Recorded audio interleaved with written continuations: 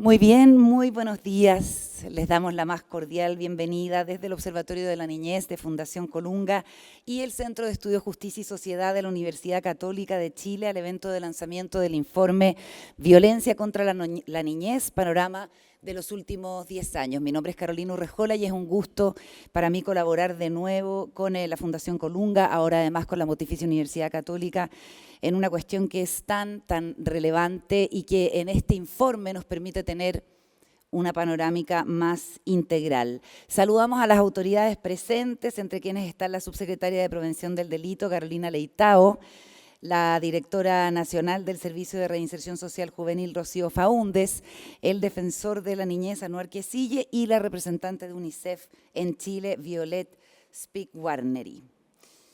Quiero comentarles que si quieren compartir los contenidos en sus redes sociales, a través de las redes de sus organizaciones, pueden hacerlo con el hashtag Niñez sin Violencia. Bueno, les agradecemos la presencia en este lanzamiento porque nos convoca una realidad que es urgente, que es dolorosa, pero que no podemos eludir, ¿cierto? La violencia que aún afecta a miles de niños, niñas y adolescentes en nuestro país. El informe que hoy se presenta no solo entrega cifras y análisis, hace un llamado a la acción de la sociedad en su conjunto. Detrás de cada dato hay una historia, detrás de cada gráfico hay niñas y niños que han sido víctimas de vulneraciones graves a sus derechos. Como sociedad no podemos seguir normalizando este tipo de afectaciones graves a la niñez y la adolescencia. Cada forma de violencia física, psicológica, sexual, sabemos que deja huellas en la vida de cada una de ellas y ellos. Este informe es fruto del trabajo riguroso de dos instituciones que se han unido para poder dar a conocer el panorama de la violencia a la niñez en los últimos 10 años. Por una parte, el Observatorio Niñez de la Fundación Colunga, que es un centro que busca promover el bienestar de niñas, niños y adolescentes en Chile, y para ello recopila, sistematiza y analiza datos que luego pone a disposición de los tomadores de decisión de la sociedad civil y de toda la ciudadanía para elaborar las mejores políticas públicas, y esto para promover una agenda pública que ponga el bienestar en el centro de desarrollo de Chile. Para que exista ese bienestar es imprescindible erradicar la violencia que están sufriendo. Y por otra parte, el Centro de Estudios Justicia y Sociedad de la UC realiza investigación aplicada y académica orientada al estudio de poblaciones en situación de vulnerabilidad y exclusión social, a partir de líneas de investigación como la protección de derechos de la infancia y la adolescencia, victimología, criminología, movilidad humana, personas privadas de libertad y reinserción social, articulando la investigación rigurosa con la incidencia en las políticas públicas. Para iniciar este evento le vamos a ofrecer la palabra a Eduardo Valenzuela, director del Centro de Estudios Justicia y Sociedad de la Pontificia Universidad Católica de Chile y por ende dueño de casa. Adelante, Eduardo.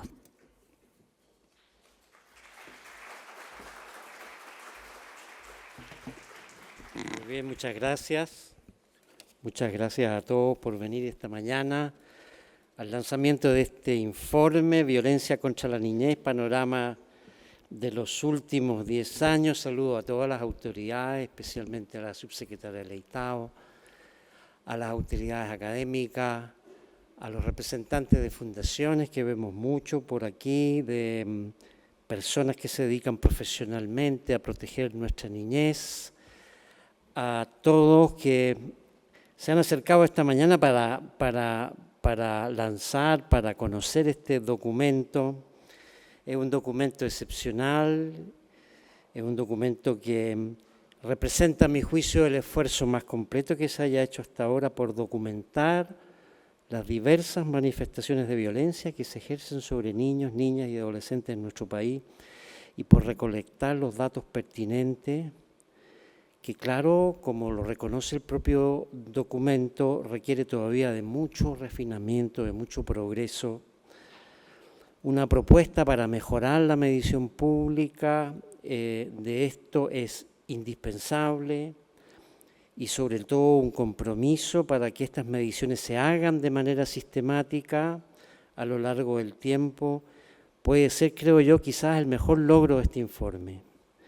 Que no quede la impresión de que tenemos todos los datos en esta materia, todos los datos necesarios, nos faltan todavía datos, nos falta seguimiento, lo que se mide no se ve, y por ende el esfuerzo de medición, de recolección de datos agregados es indispensable y quizá el mejor fruto de este documento. ¿Por qué tener registro y por qué tener datos?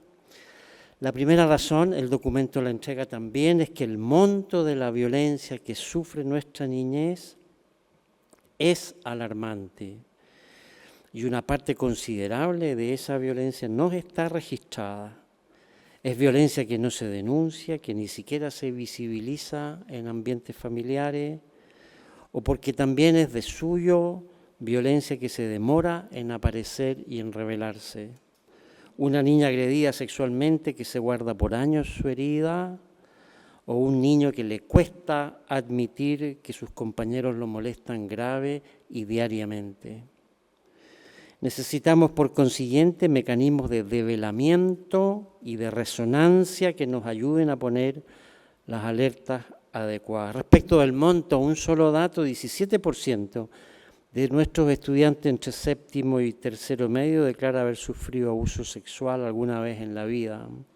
Hasta 25% entre las niñas, 9% el último año, cifras completamente escandalosas a mi parecer. Una segunda razón de por qué tenemos que medir y registrar es que la violencia afecta, como dice el documento muy bien también, de forma desproporcionada a ciertos grupos que se encuentran, claro, entre los más vulnerables y débiles de nuestra sociedad y que necesitan, por ende, ser apoyados y sostenidos en su justa demanda. Niñas, en el caso de violencia sexual, como todos sabemos, violencia escolar muy radicada en colegios públicos, que es otro hallazgo de este documento, y exposición, ojo, a violencia juvenil que recae también desproporcionadamente sobre jóvenes inmigrantes. Existe una tercera razón más acuciante. La violencia, dice el documento, ha tendido a aumentar en el tiempo. No disminuye, aumenta, especialmente el maltrato psicológico dentro de las familias, aunque es cierto, mejor reportado quizás que en el pasado. Violencia escolar dentro de nuestros establecimientos escolares, bajo la forma de agresión física entre compañeros, aumenta. Y algo muy importante, la victimización por delitos violentos y homicidios en población de 14 a 17 años, con una cifra que está por encima del promedio nacional. ¿Por qué preocuparse de todo esto? El informe adopta 3 perspectivas que hay que pensar como concurrentes, como complementaria, un enfoque de derechos, desde luego, una violencia de suyo grave que afecta a los derechos de niñas y niños. Todavía necesitamos elevar el umbral de tolerancia hacia muchos comportamientos que incluyen violencia y coerción en nuestras relaciones sociales. Poco a poco estamos ampliando el significado de la violencia para incluir la violencia psicológica, desde luego, el abuso de poder, el abuso de conciencia, incluso la coerción espiritual, por ejemplo, en ambientes eclesiásticos. Un enfoque, en segundo lugar, de consecuencias sociales. Ya sabemos, esto tiene consecuencias que se acumulan en el tiempo, que son duraderas y, como se dice en el informe, que afectan gravemente el bienestar de las personas.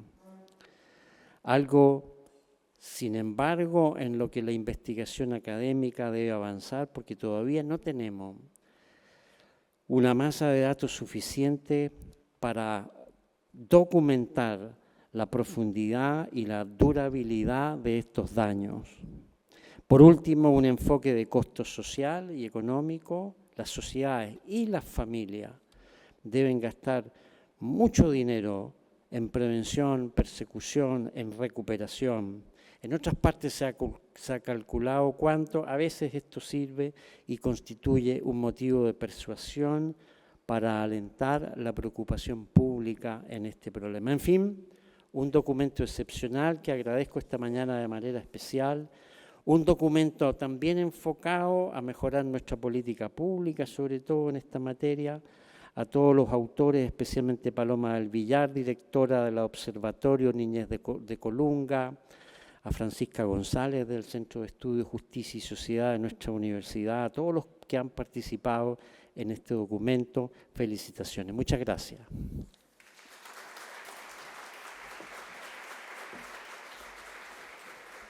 Muchas gracias, Eduardo. Ahora damos la palabra a Arturo Celedón, director ejecutivo de Fundación Colunga. Adelante, Arturo.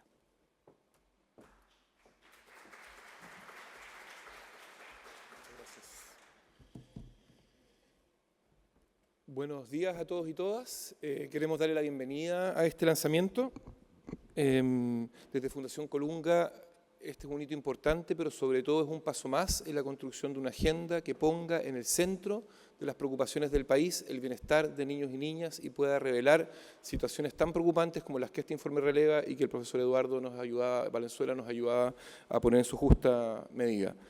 En primer lugar, agradecer la presencia de las autoridades, subsecretaria Carolina Leitado, a la directora nacional del Servicio de Reinserción, Rocío Faúndes, Violet Speak de UNICEF y Anuar Quesille. Su presencia también nos dice que desde la política pública estamos viendo que este es un tema clave en el desarrollo del país.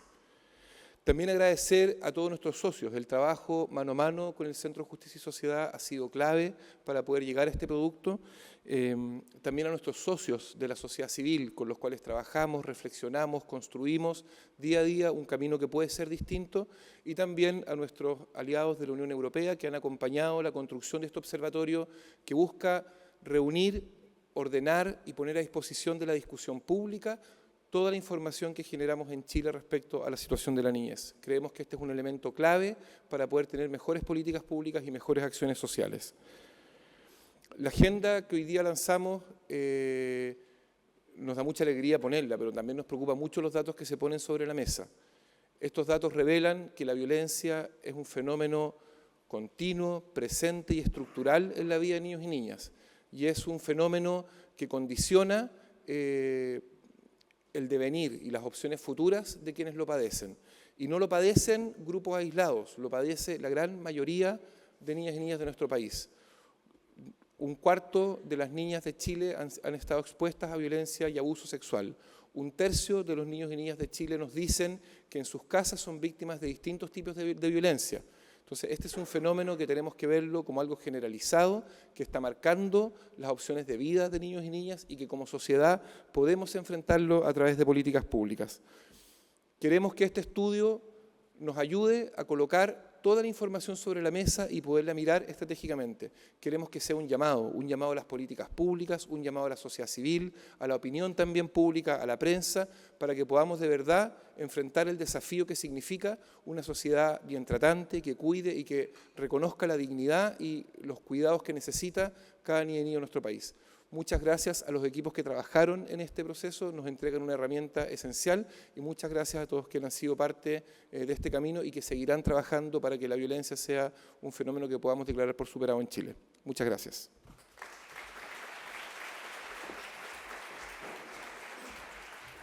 Muchas gracias, Arturo. Daremos paso ahora a la exposición entonces de los principales resultados de la Agenda Violencia contra la Niñez, panorama de los últimos 10 años del informe, para luego continuar con una discusión acá en el panel sobre los resultados y sus principales conclusiones. Invitamos a Paloma del Villar, directora del Observatorio Niñez de Colunga, y a Francisca González, coordinadora de estudios de infancia del Centro de Estudios Justicia y Sociedad UC, a pasar adelante, por favor, con la presentación. Muchas gracias.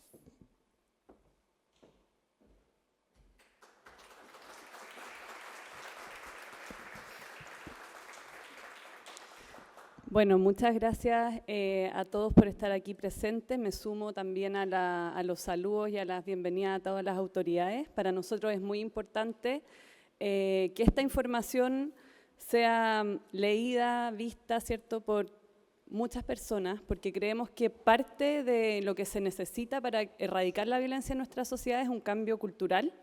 Si bien las políticas pueden ayudar a que eso suceda, también creemos que aquí hay una responsabilidad en el fondo compartida de todos los ciudadanos, de todos los cuidadores y de todos los que trabajamos y que estamos en contacto constante con niñas y niños. Así que, bueno, yo voy a presentar los resultados de la primera parte del informe y después Francisca va a presentar de la segunda parte y las conclusiones y recomendaciones que elaboramos como Centro Justicia y Sociedad y Fundación Colunga.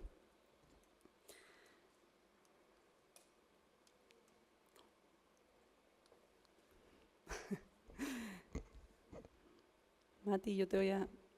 No está funcionando este. Bueno, primero que nada agradecer a los que trabajamos en este informe. Este informe, como mencionábamos, lo hicimos entre dos instituciones que nos juntamos para poder dar este panorama de los últimos 10 años de la violencia contra la niñez. Trabajamos un equipo constituido por Francisca González y Matilde Elton del Centro Justicia y Sociedad, y por el lado del Observatorio Niñez, Samantha Larcón. También fue partícipe y muy importante de lo que hicimos y de todos los datos que recopilamos y analizamos. Lo que les voy a presentar ahora es primero un marco general de cómo entendemos y medimos la violencia contra la niñez en Chile. Como decía el profesor Valenzuela en el inicio, esto es un esfuerzo de sistematizar los datos que ya existen. En Chile se ha medido la violencia a lo largo del tiempo, pero lamentablemente de forma poco sistemática, lo que limita un poco la capacidad que tenemos de hacer este panorama. Aún así, creemos que hay información valiosa que nos permite tener algunas conclusiones importantes que vamos a mostrar en este informe. Y además, lo que utilizamos acá fue una conceptualización de la violencia para analizar la violencia en los distintos espacios. Nos tomamos, ¿cierto?, de la definición de la Convención de los Derechos del Niño, que dice que la violencia contra la niñez incluye toda forma de perjuicio o abuso físico, mental, descuido o trato negligente, malos tratos, explotación, incluido el abuso sexual. Quisimos tomar esta definición amplia porque muchas veces vemos diagnósticos parciales, ¿cierto?, que nos muestran solo una parte, cuando sabemos que este fenómeno de la violencia está extendido y que en el fondo puede estar presente en todas las interacciones sociales. Para poder medir y ver los distintos tipos de violencia nos basamos en la estrategia INSPIRE. Esta estrategia se publicó el año 2016 y fue un esfuerzo muy grande de muchos organismos multilaterales por definir la violencia, establecer una sola definición y además hacer una revisión de la evidencia respecto de qué nos permite erradicar la violencia en los distintos espacios. Entonces nosotros tomamos la definición de INSPIRE para ver cómo podíamos diseccionar, si se quiere, este fenómeno en las distintas expresiones de la violencia. Por un lado, ¿cierto?, el maltrato infantil, que es la violencia que se da específicamente en los entornos de cuidados y por parte de figuras de autoridad, ¿cierto? La intimidación y el bullying, que es la violencia que se da en el espacio escolar. La violencia juvenil, que son todas las expresiones de la violencia que se dan más bien en el espacio público, entre jóvenes, y como saben, ¿cierto?, todos los que han trabajado en estudios criminológicos, la curva de edad de delito hace que mucha de la violencia que vemos en el espacio público se concentre, ¿cierto?, entre los 14 y los 30 años, y por eso se consideran esas expresiones como violencia juvenil. La violencia de pareja, que aunque nosotros tomamos en nuestro estudio niñas y niños hasta los 17 años, aún así la encontramos presente, y la violencia sexual, y finalmente la violencia emocional, que en este caso nosotros optamos por analizarla en cada uno de los otros tipos de violencia, que tiene que ver con la exposición, ¿cierto?, y el maltrato psicológico, o los niños y niñas que presencian violencia doméstica, sobre todo en sus entornos, que también sabemos, ¿cierto?, que afecta profundamente el bienestar. Lo que nos dice, ¿cierto?, la evidencia es que estas expresiones de la violencia se dan en las distintas esferas, ¿cierto? Por un lado tenemos el hogar familiar o las residencias para aquellos que tienen que estar en cuidados alternativos, está la escuela y los espacios de aprendizaje, ¿cierto?, y los entornos como el barrio y el espacio público. Y en cada uno de estos espacios se dan distintas manifestaciones de la violencia que son las que vamos a caracterizar ahora. Para nosotros es muy importante en todos los trabajos que hacemos como observatorio tener esta mirada ecológica, porque creemos que no podemos hablar del bienestar o de la experiencia de niños y niños si solo miramos una parte. Sabemos que todos los espacios donde habitan los niños influyen en su bienestar y por eso también quisimos mirar la violencia en estos distintos espacios. Bueno, Internet es como este espacio emergente, ¿cierto?, que para los adultos es más desconocido, pero que hoy día también es un nuevo espacio donde la violencia existe y genera también daño y problemas para el bienestar de la niñez. ¿Cómo cuantificar o medir la violencia? Como les comentaba, nosotros hicimos una comparación de distintos tipos de datos, ¿ya? Y entre eso uno puede medir la violencia a través de los registros oficiales, que son en el fondo los delitos que son reportados a las policías. En este caso nosotros tomamos los datos del CEAP y de la Superintendencia de Educación. Y por otro lado, a través de las voces de las niñas y de los niños, que son los datos del autorreporte que llamamos. Cada una de estas fuentes tiene distintas ventajas. Para el ejercicio de hacer esta comparación del panorama en los últimos 10 años, los datos oficiales tienen la ventaja de que tenemos registros comparables desde 2005. Entonces uno puede hacer un panorama completo y ver la evolución en el tiempo. Los datos de autorreporte, en cambio, nos pueden dar una visión mucho más completa de las experiencias de las niñas y los niños. Sabemos que muchas de las victimizaciones no quedan registradas por las policías porque, en el fondo, no se reconocen como tal o son vulneraciones que son difíciles de admitir. Los niños, sobre todo, niños y las niñas, ¿cierto?, más pequeños, tienen más problemas para poder develar, en el fondo, la violencia que están viviendo. Y las encuestas, ¿cierto?, de autorreporte nos permiten tener sus propias voces y que ellos mismos puedan clasificar y decir qué es lo que está pasando. Entre las limitaciones del autorreporte, ¿cierto?, tenemos que son datos poco comparables, sobre todo en Chile, que hemos tenido distintos esfuerzos, pero que lamentablemente se terminan, ¿cierto? Y en el informe pueden ver un detalle de todas las mediciones que han habido en la última década. Nosotros optamos aquí por quedarnos con 3 fuentes que nos permitían hacer las comparaciones quizás más largas y que esperamos que se mantengan en el tiempo y que podamos seguir comparando. Por un lado, tomamos la encuesta nacional de polivictimización, que diríamos que es el esfuerzo más completo que se ha hecho en Chile por medir y cuantificar la violencia contra niñas y niños. Esta encuesta toma niñas y niños desde séptimo a tercero medio y se ha aplicado en 2017 y en 2023 y según entendemos hay un compromiso para aplicarla nuevamente en 2027. Esperamos que eso se mantenga porque creemos que monitorear, ¿cierto?, la violencia contra los niños y con un instrumento que sea el mismo a través del tiempo es un ejercicio muy valioso. Por otro lado, tomamos la encuesta nacional de juventudes, que si bien para los expertos, ¿cierto?, mide la violencia de una forma más laxa, pero sí tiene registros desde 2012, entonces también nos permite ver los cambios en las tendencias. Y por último, tomamos algunos datos del CIMSE de cuarto básico. El CIMSE hace preguntas sobre violencia, lamentablemente han ido cambiando en el tiempo, un año preguntan una referencia, otro, pero bueno, tomamos 2 puntos en el tiempo que nos permitían hacer la comparación y ahí también de nuevo el llamado, y además a niños más pequeños de cuarto básico, y ahí el llamado también es a mantener las series para poder hacer este monitoreo. Para el caso de los datos oficiales, los datos que van a ver acá, de los registros de las policías, son las tasas cada 100.000 niñas y niños, y nosotros usamos como base poblacional los datos de CELADE. ¿Por qué? Porque sabemos que en el último tiempo las estimaciones del INE, hoy día se van a actualizar con el censo, ¿cierto?, pero estaban desactualizadas sobre todo por los cambios en la población de niños y niños y la baja abrupta en la tasa de natalidad. CELADE, en cambio, actualizó sus proyecciones poblacionales en el segundo semestre del año pasado y creemos que es un dato más preciso de lo que está pasando, de cuál es la base poblacional de los niños y las niñas en Chile hoy. Y en el caso del autorreporte presentamos porcentajes, que son las tasas cada 100 niños, en parte también porque el autorreporte presenta datos mucho más altos y podemos dar esa estimación. Como les decía, este es el panorama que vamos a presentar, la violencia de pareja por temas de tiempo y porque también son las vulneraciones menos frecuentes entre los niños, la vamos a dejar fuera, pero pueden verla en el informe. Entonces, ¿qué podemos concluir, ¿cierto?, qué ha pasado con la violencia en la última década? Primero, ¿cierto?, el maltrato en la familia, que como les mencionaba, tiene que ver con todas las agresiones físicas, psicológicas, sexuales, descuido o negligencia por parte de figuras de autoridad o cuidadores. En este caso vemos mediciones que hablan de la violencia en la familia o violencia por parte de adultos conocidos del núcleo familiar, papás, abuelos o otros cuidadores. En términos de registros oficiales, nosotros tenemos la tasa de niñas y niños víctimas de violencia intrafamiliar. Recordamos que estos son los datos que se denuncian a las policías.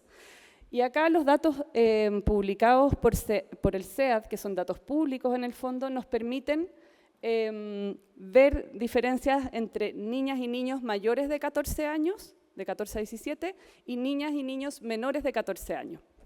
Lo que vemos en este gráfico, ¿cierto?, es que la tasa de denuncia, sobre todo entre las niñas mayores de 14 años, se ha mantenido históricamente más alta, que hay una baja abrupta con la pandemia, que tiene que ver, ¿cierto?, con el cierre de las escuelas, el confinamiento que hizo muy difícil, ¿cierto?, la denuncia, y que no se ha recuperado la tasa de victimización por VIF en los registros policiales. Nosotros no atribuimos esto necesariamente a la baja de la violencia, sabemos que acá hay una cifra negra muy grande, creemos que también esta detención por la pandemia de los mecanismos de denuncia no se ha recuperado del todo y que eso también puede estar explicando la baja. Lo que sí es interesante, ¿cierto?, es ver las brechas entre los niños y niñas mayores de 14, lo que nos habla también de la facilidad que tienen, o sea, de que es más fácil para ellos denunciar, y por otro lado, esta brecha entre niñas y niños, ¿cierto? Ahora, si uno pregunta directamente a los niños, ¿puede hablar de una baja en el maltrato en la familia? Y lo que nosotros decimos en el informe es que no necesariamente, ¿ya? Nosotros analizamos, la encuesta de polivictimización nos permite ver un montón de expresiones del maltrato al interior de la familia. Acá yo presento las preguntas que se les hacen a los niños, también un poco para aclarar cómo se pregunta, que eso también es muy relevante. Y lo que vemos es que entre 2017 y 2023 aumentó el porcentaje de niñas y niños que señalan ser víctimas de violencia psicológica, negligencia y alienación parental. Alienación parental, como ven ahí en la pregunta, son los niños que dicen que alguno de sus padres o miembros de su familia los ha mantenido alejados a propósito del otro de los padres. Vemos que en caso de violencia psicológica aumenta de 28 a 35% el porcentaje que dice que los han maltratado psicológicamente. En el caso de la negligencia, de 5 a 8% el porcentaje de niños que dicen que no los cuidan adecuadamente, y la negligencia parental de 7 a 9%. En el caso de la violencia física, vemos una baja leve de la violencia, del porcentaje que dice que ha sido cacheteado, golpeado, que le han dado patadas o que le han hecho daño físico a alguno de sus cuidadores. Baja el porcentaje que dice que esto le ha pasado alguna vez en la vida, en 2%, en el año un 2%, pero si uno ve el grupo más crónico en el fondo, que dice que siempre, que mensualmente o más seguido a alguno de sus cuidadores le infringe algún tipo de daño físico, vemos que hay un 2%, que se ve poco, ¿cierto?, pero es mucho. En el caso de la violencia física, en el fondo estamos diciendo que 1 de cada 10 niños ha sido violentado físicamente por sus cuidadores en el último año, y que 1 de cada 50 crónicamente, ¿ya? Acá vemos una diferencia de género importante, ¿cierto? Las niñas son más violentadas tanto físicamente como psicológicamente, y también reportan más alienación parental. Acá es importante que el alza en la violencia psicológica vemos que se da mayoritariamente por el aumento en el reporte de las niñas y niñas. Entonces, sabemos que esto puede estar guiado porque hoy día se reconoce de mejor manera lo que es la violencia psicológica, pero tampoco podemos omitir, ¿cierto?, que en los últimos años ha habido una respuesta, ¿cierto?, a todo lo que ha sido el movimiento feminista, que creemos que también puede estar afectando en una mayor violencia hacia las niñas. Acá solo como para ver la consistencia de este aumento en la violencia, es la encuesta nacional de juventudes que muestra este mismo aumento, ¿cierto? Veíamos que en esta encuesta venía bajando la violencia física y psicológica en los niños que declaran haber sido víctimas en la familia, y que después de la pandemia aumenta en esta medición, sobre todo guiado por el aumento en la violencia psicológica, aunque también acá se ve este aumento leve en la violencia física. Como no son consistentes las fuentes en aumento o disminución, pero sí en este 10%, alrededor de un 10% que vive violencia física por parte de cuidadores. El bullying y la violencia escolar, cierto, que hemos visto que se discute mucho hoy día, muchas personas creen que también esto fue afectado por la pandemia. Tiene que ver, cierto, con esta intimidación, violencia entre pares que se da de manera reiterada. Lo que vemos, ¿cierto?, es este aumento que ha alarmado mucho, ¿cierto?, en la prensa, este aumento en la denuncia por maltrato a la Superintendencia de Educación. Después de la pandemia vemos ahí este salto. Obviamente en la pandemia los establecimientos estaban cerrados, entonces no existía este problema, ¿cierto? O si existía, existía por medios digitales y no se denunciaba. Después de la pandemia vemos este aumento a 5.000 casos que se ha mantenido un poco en los últimos años. Ahora, estos datos subrepresentan en el fondo la magnitud del problema cuando vemos lo que dicen los niños y las niñas. Y acá tomamos, como les decía, distintas fuentes. La primera es el CIMSE, que nos habla de los niños de cuarto básico. Para que se hagan una idea, son niños de 9 a 10 años. Que teníamos esta medición en 2016 y 2023. No vemos cambios entre el 2016 y 2023. ¿Ya? En general, las cifras son muy similares. Lo que sí vemos en ambas mediciones es, uno, que tenemos un 37% de los niños de cuarto básico que dicen que algunas veces o siempre en el último año han recibido golpes o burlas por parte de sus pares. En el caso de los golpes es un 20%, en el caso de solo burlas es un 17%. Y vemos, ¿cierto?, esta diferencia entre niños y niñas. Los niños, un 25% afectado por la violencia física, entre las niñas esto es mucho menos, pero entre las niñas vemos más violencia psicológica. Y por otro lado, esta gradiente, ¿cierto?, según dependencia administrativa de los colegios, donde los colegios públicos esta realidad es mucho más extendida. Ahora, si bien no cambia esta cifra entre 2016 y 2023, lo que sí vemos es un aumento de estos casos más crónicos, los que dicen que siempre reciben burlas o golpes por parte de su compañero. O sea, estos son los niños que realmente viven en una situación muy difícil en el día a día, en que la frecuencia es más alta.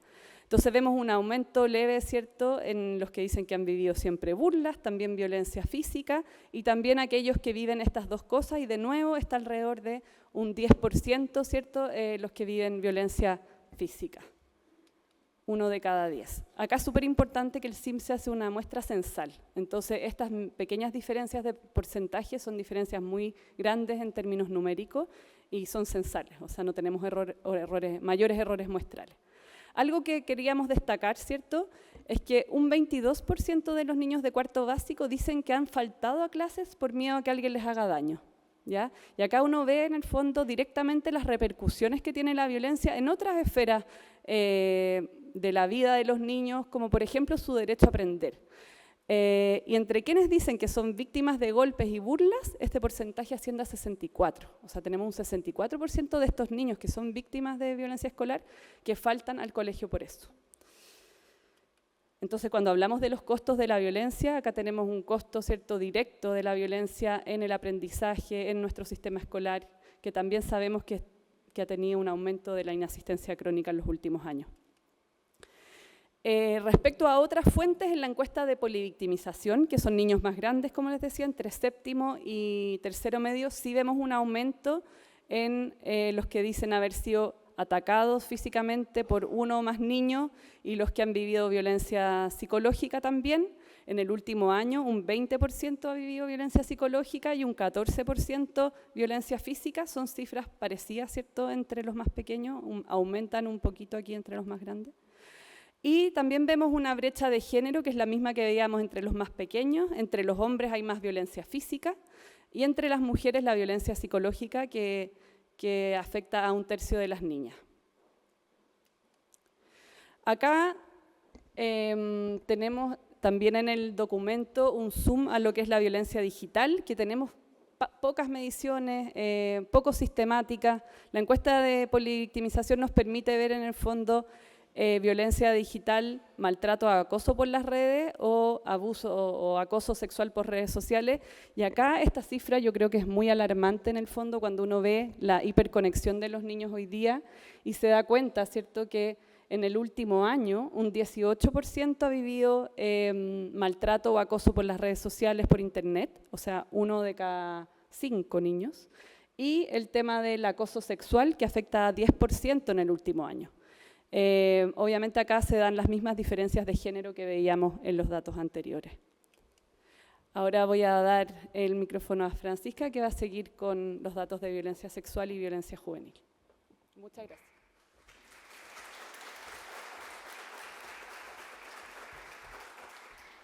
Hola, buenos días a todos y a todas. Continúo entonces con la sección de violencia sexual. La definición que ocupamos en el informe tiene que ver con abordar tanto los actos consensuados de carácter sexual con o sin contacto físico que vulneran los derechos de niñas y adolescentes, incluyendo el acoso sexual, que tiene que ver con conductas, con comentarios o gestos inapropiados, y el abuso sexual, que implica un contacto o un potencial contacto físico. Primero, partir con los registros oficiales, que recuerden que son las tasas de denuncias que nosotros sacamos del SEAD, que son registros públicos. Y vemos, en primer lugar, que el puntero aquí no funciona mucho, pero la línea Calipso habla de la población total, que incluye niños y mayores de edad. Y vemos que igual en ese rango etario, o sea, en la población total, perdón, ha aumentado consistentemente la violencia sexual. Sin embargo, lo que alarma profundamente es la diferencia para las niñas de 14 y 17 años, donde vemos que actualmente, o hace unos meses atrás, la tasa de violencia sexual que sufren niñas es de 642 niñas por 100.000 habitantes, 100.000 habitantes considerando niñas en ese tramo etario. Entonces, como dice ahí el resumen, la tasa de niñas mayores de 14 años víctimas de delitos sexuales es casi 7 veces más alta que la tasa de la población total. O sea, seguimos viendo este constante sesgo de género y cómo las niñas son mayormente afectadas por este tipo de vulneraciones.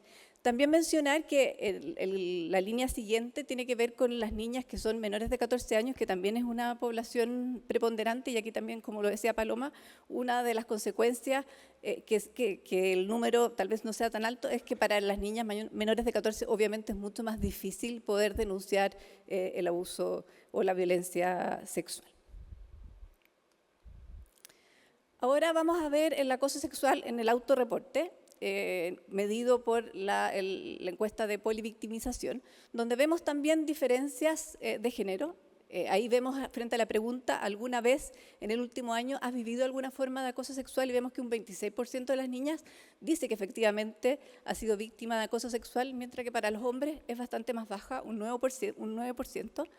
Y cuando se pregunta si alguna vez en la vida has vivido alguna forma de acoso sexual, esto es mucho más alto, un 40% de las niñas dicen haber vivido alguna forma de acoso sexual, mientras que para los niños es un 15%.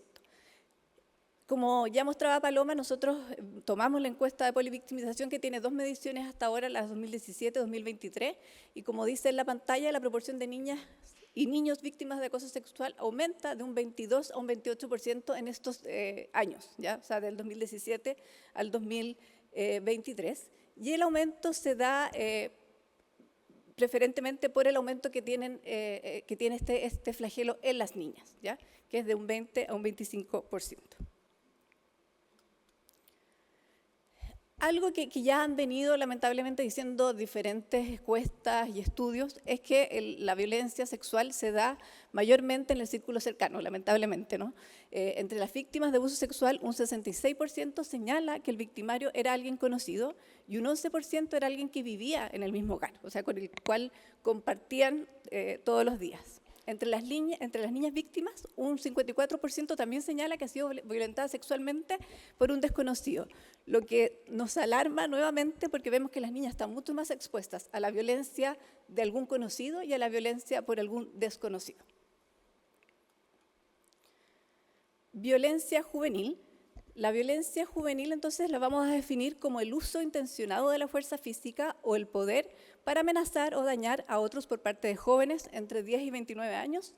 Esta forma de violencia se manifiesta en peleas, amenazas con armas y sin armas, intimidaciones y robos, también algunos delitos violentos como el homicidio, femicidio o agresiones físicas. Se producen con mayor frecuencia en entornos comunitarios, entre conocidos y desconocidos, y puede implicar violencia de bandas. Entonces, volver primero con los registros oficiales. Aquí hacer una aclaración de qué entendemos nosotros por delitos violentos, porque la definición que hace el Ministerio Público toma los delitos violentos como amenazas, robos, lesiones, delitos sexuales y violencia intrafamiliar y homicidios. Nosotros para esta medición nos concentramos solos en amenazas, robos y lesiones, ya que el otro tipo de delitos violentos lo estábamos midiendo aparte, por lo tanto no queríamos sobrerepresentar estas curvas. Y como vemos ahí, también, como ya se viene viendo en otros gráficos, desde el 2014 a la pandemia había una pequeña baja. Sin embargo, luego de la pandemia se disparan estas cifras de los delitos violentos y vemos que si bien hay una pequeña disminución entre 2023 y 2024, de todas maneras se ha disparado bastante la curva. Sin embargo, para no ser tan negativo, es importante fijarse que hoy día estamos un poco mejor que el 2014. ¿Ya? Entonces también cuando nosotros escuchamos que está todo mal, hay cosas que hoy día estamos un poquito mejor que hace 10 años atrás. ¿Ya? Y aquí de nuevo la diferencia de tramo etario es súper notable, como ven ustedes ahí. Sobre todo son las dos curvas de arriba representan las adolescentes y a los adolescentes. Esto también se puede explicar porque ellos tienen una exposición mucho mayor en el espacio público que los menores de 14, pero es bastante grande la diferencia en los tramos etarios. Esta la voy a decir rápidamente, que es lo que yo les decía, los 3 tipos de delitos violentos que nosotros consideramos: amenazas, lesiones y robos. Vemos que lo que más ha bajado en los últimos 10 años es los robos a niños, niñas y adolescentes. Sin embargo, la curva que va un poquito al alza son las amenazas y la que presenta una mayor representación son las lesiones. ¿Ya? O sea, lamentablemente, ámbitos que tienen que ver con la violencia más bien física o psicológica. En esta misma línea, vemos que entre el 2017 y el 2023 se mantiene el porcentaje, como ya los decíamos, registro es autorreporte, ha sido víctima de robos con fuerza y robos, víctimas, estoy media ciega a los 46 años, así que no alcanzo a leer tanto, ha sido víctima de robos con fuerza y el robo aumenta levemente, no la voy a mirar, sí, no leo. Pero lo que quería decir es que el robo, como ya se decía anteriormente, en el autorreporte, aquí se vuelve a reflejar que baja un poquito y vemos que al preguntar alguna vez en la vida alguien te ha atacado físicamente, vemos que baja un poquito entre 2017 y 2023 y si alguna vez en la vida te han robado alguna cosa utilizando la fuerza, también vemos que aquí baja un poquito el robo. De arriba, en el fondo, veíamos que subía levemente el ataque.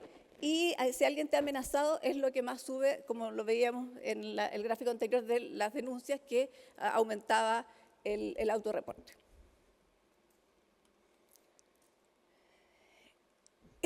Estos datos respecto a la violencia entre pares es algo también que nos sigue alarmando, porque se supone que espacios donde debiera existir fraternidad, amistad, los niños están viviendo bastante violencia.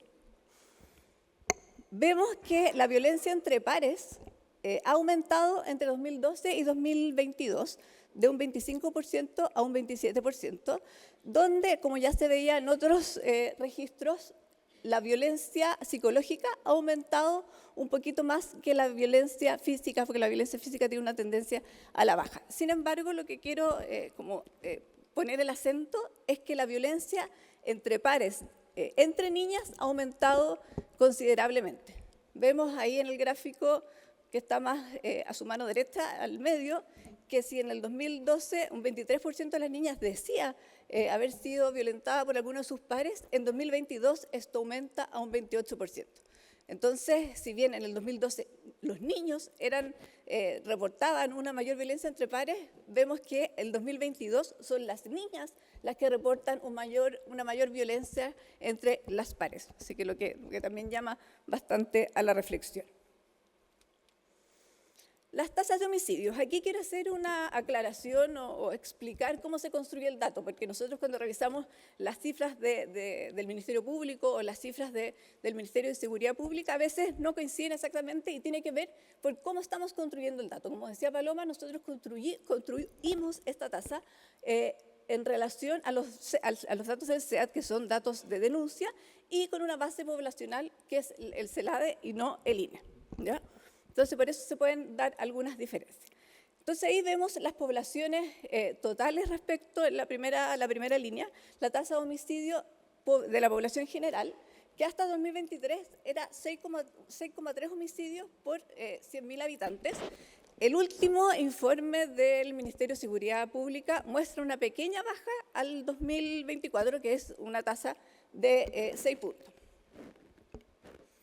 Y vemos que la que tiene que ver con niños, niñas y adolescentes, al 2024 es la tasa de 1,5 niños por 100.000 habitantes. Ahora lo preocupante es el zoom que hacemos a la distinción entre los tramos etarios. Ahí llama profundamente a la acción, como se ha dicho bastantes veces en esta instancia, cómo ha aumentado sobre todo la violencia con los niños hombres, ¿ya? De 14 años a 17 años, o sea, los adolescentes. Vemos que al 2024 la tasa de adolescentes asesinados es más alta que la tasa de los adultos, o sea, de la población en general. Por lo tanto, esto preocupa enormemente qué está pasando con esa población en particular. Y vemos también que las niñas, si bien son todavía es una proporción baja, que es 1,9 asesinatos en relación a 100.000 habitantes, igual de alguna manera se despega de los tramos etarios más chiquititos. O sea, son estos dos tramos etarios los que están mayormente afectados por la posibilidad de ser asesinados, pero claramente son los hombres mayores de 14 los que nos preocupan enormemente en esta instancia. Aquí decir rápidamente que tiene que ver con los porcentajes. Todavía, menos mal, los niños, niñas y adolescentes siguen siendo una proporción baja respecto a los homicidios totales. Lo que sí preocupa es la alza, y eso también lo dice el último informe del Ministerio de Seguridad Pública, donde ellos también ven que los niños, niñas y adolescentes víctimas de homicidio aumentan de un 5,3% en 2023 a un 6,3% en 2024. Entonces, esto se va repitiendo en relación a diferentes fuentes de información. Entonces, la conclusión es, efectivamente, las cifras de homicidios han ido en esta población menor de edad aumentando. Ahora ir brevemente a las conclusiones. Entonces, como han visto, la violencia contra niños, niñas y adolescentes sigue siendo alta, sigue siendo persistente en el tiempo, lo que para los que trabajamos en esto es bastante paradójico. Ya llevamos más de casi 35 años con una Convención de Derechos de los Niños, con clases de derechos de los niños, y aún esta situación no cambia, ¿ya? Vemos algunas mejoras, pero en general el panorama lamentablemente no ha cambiado. Si bien hay algunas transformaciones, siguen habiendo cifras bastante altas. Como mencionaba Paloma, también crecen las formas más invisibles de la violencia, como la violencia psicológica, como la violencia digital. Ahí interesante poder tener más estudios respecto a cuál es el impacto que va a tener este tipo de violencia, ¿cierto? Que nosotros a primera vista podemos decir es la física la que tiene un mayor impacto, pero saber qué pasa con este tipo de violencia. Hemos visto cómo la violencia digital ha hecho que niños, sobre todo adolescentes, se quiten la vida. Ya eso lo hemos lamentablemente escuchado en los medios de comunicación. Se repite que las niñas y las adolescentes son las más afectadas por diferentes tipos de violencia. Hoy día en esta presentación no dimos mayores detalles de los factores estructurales, pero está en el informe. Entonces, factores estructurales como el género, la edad, el nivel socioeconómico, el país de nacimiento, la discapacidad y la pertenencia a comunidades estigmatizadas, trae claramente una mayor posibilidad de ser víctimas de algún tipo de delito, de algún tipo de maltrato. También decir, que ya también Paloma lo ha mencionado, que existe una alta cifra no reportada cuando hablamos de la denuncia, y ahí también un llamado a seguir en el camino de la justicia, ¿cierto?, más amigable, que hayan canales de denuncia que sean más amigables para niños, niñas y adolescentes. Y que las cifras de autorreporte son muy necesarias. Necesitamos que encuestas sigan existiendo, porque como decía el profesor Valenzuela, lo que no se mide no se ve. Y algunas recomendaciones también es bien necesario o justo decir que como país estamos en un punto de inflexión, ¿cierto? Con institucionalidades nuevas que se están instalando. Entonces, bien importante también tener esperanza de que hoy día con la instalación de las OLN en todo Chile, que es un dispositivo que atiende justamente a la prevención y también a entregar ayuda a las familias que así lo necesiten, sea una herramienta que efectivamente pueda ayudar a, por una parte, prevenir y por otra parte, también restituir derechos. Creemos que el tema cultural también es súper necesario seguir ahondándolo. Para los que somos más viejos, en los 90 habían hartas campañas comunicacionales de ser positivo, ya no me acuerdo bien lo de eslogan, pero había más campañas comunicacionales que hoy día no existen, muchas campañas respecto al construir una sociedad más amorosa para todos y todas. Seguir apoyando a los cuidadores. En este sentido quiero mencionar que también la transformación que está viviendo el Servicio de Protección Especializada, también teniendo dentro de sus pilares el trabajar con la familia, también va a permitir ayudar a esas personas, a esos cuidadores que por diferentes razones están generando pautas de crianzas que no son las adecuadas. Fortalecer el ingreso familiar. Sabemos que el Ministerio de Desarrollo Social y Familia está avanzando en la garantización de un piso mínimo de protección social para el desarrollo infantil. Seguir en la senda de tener programas de educación para la vida con programas de habilidades socioemocionales, educación sexual integral y prevención de la violencia en la escuela. Sabemos que eso es un tema que tenemos al debe, sobre todo la educación sexual integral y el tema de seguir fortaleciendo la respuesta institucional a este tipo de problemáticas. Así que los dejo hasta acá para que demos paso al panel. Muchas gracias.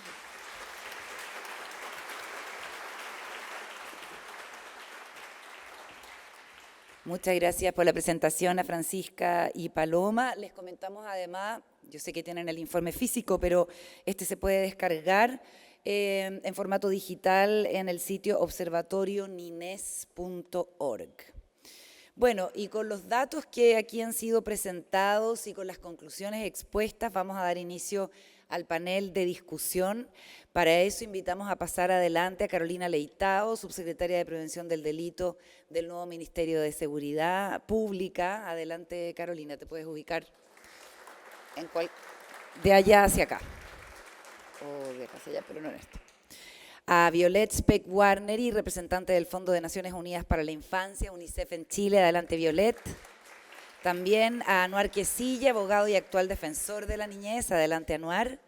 A Carlos Beringer, director social del Hogar de Cristo, que nos acompaña. Adelante, Carlos. Y a Matia Guerín, psicólogo de la Universidad de York, doctor en psicología clínica y doctor en neurociencias de desarrollo y psicopatología del University College London y que es además académico de la Escuela de Psicología de la Universidad Católica. Bienvenido, Matia.